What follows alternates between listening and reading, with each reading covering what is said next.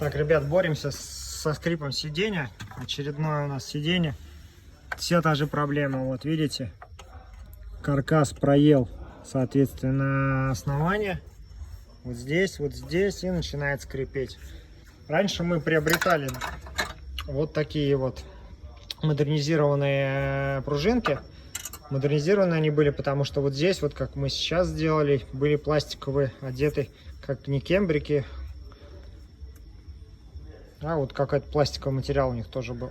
Сейчас, соответственно, поставки запчастей нет, поэтому мы делаем это сами из трубы для воздуха. Вот такое вот прекрасное соединение. Сейчас расширим дырочки, все оденем, и будет красота.